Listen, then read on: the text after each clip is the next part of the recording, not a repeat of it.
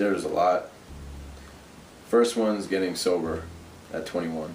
I got clean, and that, I mean, I almost look at that as I started over, and then I really started doing my artwork for real then. But my dad dying in 2010,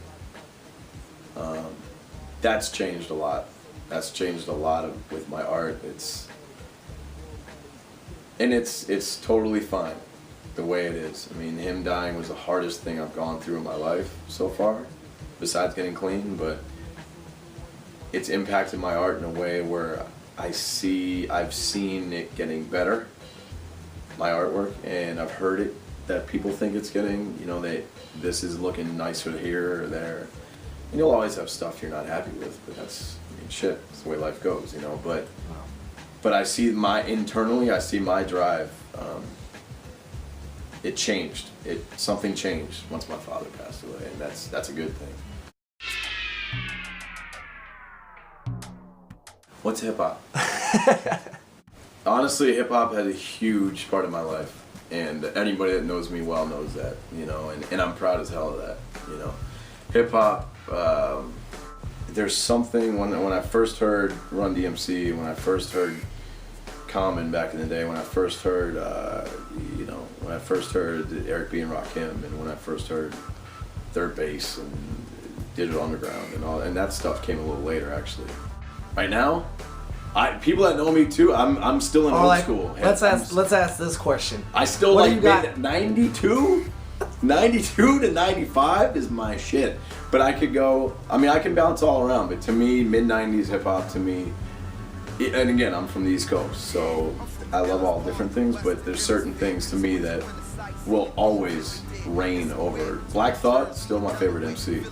If he's still my top MC, he's still, the roots are, and anybody that knows me knows that. I mean, and if he ever sees this, the one group I want to paint with. I still listen to, I mean, Nas, there's all kinds of groups. I mean, people that I love right now, I mean, I love a lot of local stuff too. I really do. I love Brother Ali, and I know it sounds like a cliche thing because I'm living in Minneapolis, but I listen to these dudes. I like Brother Ali, I like, obviously I love Atmosphere. My good brothers, the Unknown Prophets, I listen to them a lot. I listen to all kinds of people, man. I'd say right now, I mean, there's no like new MCs that I'm really going nuts over. I honestly think, and I'm not like an old school head that's angry at hip hop, that's, you know, but I think, to me, I've always loved the DJ and DJ Premier, Gangstar, that stuff's classic to me. Yeah. I could listen to DJ Premier, you know, just mix and blend stuff for forever. Now tuned into the motherfucking greatest. Turn the music up in the headphones. Tim, you can go and brush your shoulder off, nigga. I got you. Yeah. There's a lot of them, man. There's a lot of them. I'm lucky. I'm definitely lucky. But I would say that the first thing that comes to mind, and there's a lot of them, and I love and thanks to everybody I've had a chance to work with, for sure. But the first thing that pops in my head is the man who invented turntabling. When Grandmaster Flash did a couple of shows here in Minneapolis, and my boy Beecher at the time got me hooked up to do the shows and do live painting there. And I had already been doing live painting shows around the city here and there for different artists, and Rock Rada and some other ones. And so I went this one night and got set up, got everything ready, and I did the painting, and it was pretty crazy, man. It was, his assistant was videotaping his tour at the time. And to me, I'm sitting there going, this is fucking Grandmaster Flash. Like, and the show was crazy. Like, what he played was insane. Like, he had that whole place, and all ages, and mainly older, you know, people our age and in their 40s, and because he's probably mid-50s by now. But the dude invented turntabling, you know, to a certain degree. I mean, there's people that might argue with that, but he did. Yeah, I had stayed in touch with his assistant. I showed him the painting, and then I mailed him the painting. I had about 20 seconds to talk to him after the show because he had to go to the hotel. And I had to get past his security and do my little thinking in my head like, all right, what do I gotta say? I gotta sell this thing quick, and because really the goal is to work with him later, you know, and to maybe do something for him. Because I mean, him and a lot of these other artists that I've had a chance to work with, I love their music. I listen to their music while I'm doing artwork. So why the hell not combine it? Makes sense to me, you know. And so anyway, so I got to talk to him, sent the painting out. He left me a really nice voicemail when he got the painting at his house in Long Island and thanking me. And that, for a hip hop kid like who's always loved the art form, was like something's happening in the world right now. Like if Grandmaster Flash is calling me to say thanks about a painting, you know, it doesn't matter what the hell. You could say, hey, I think your painting sucked, and I'm still, you know, it's Grandmaster Flash. So did that, and then so then fast forward a couple of months, I'm out in California, and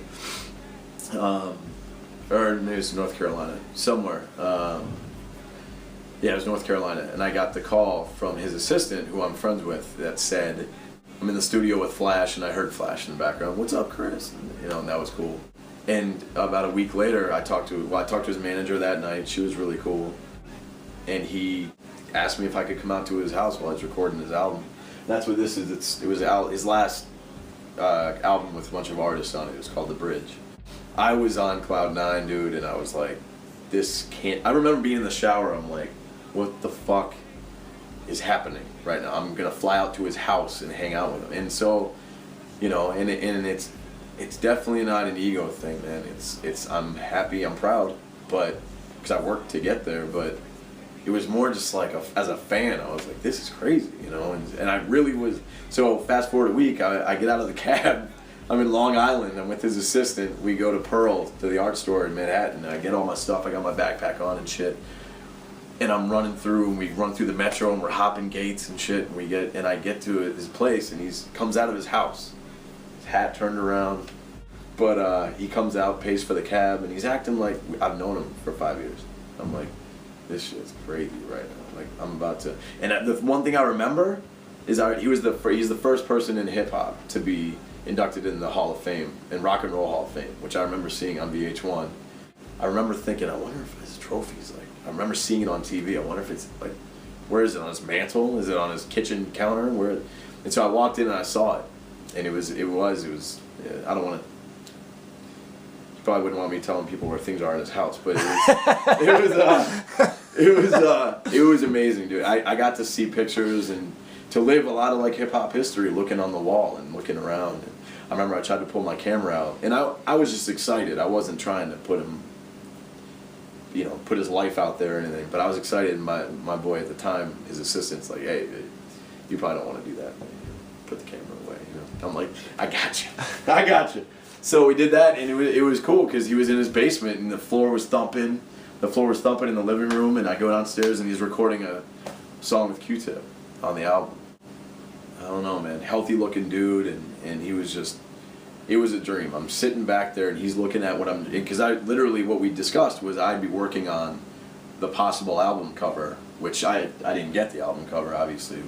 And he thought that I might not because his label was out of Germany at the time and they wanted his face on it. So obviously that happened, but I'm sitting there working on it and he's giving me feedback and I'm just drawing and I'm sitting there, like the organic elements that were in his house of hip hop at that time. Like I was sitting there drawing out graph pieces and doing the stuff, and he was recording, and he had the engineers in there with him, and his engineers kept coming up for air basically, and they were like, man, we've been working on this one song for 10 hours, he's not happy with it. I remember him giving me shit. He leans over my shoulder and he goes, hey, get that off the table, man. What are you doing? Like he was like you can't have that on the table, man. Who the fuck do you think you are? And I'm like, oh my god, man, I just pissed off Grandmaster Flash in his house, he's gonna kick me out. And he looks at me, he goes, I'm just kidding, man, I'm just kidding. And so we're hanging out, and I'm in his bathroom, and I'm, you know, taking a leak, and I'm looking through the. I'm like, what kind of shampoo is going on? You know what I mean? It was dope. It was fun. It was a dream. I mean, that's the top, and then there's been tons of experiences to go along with those.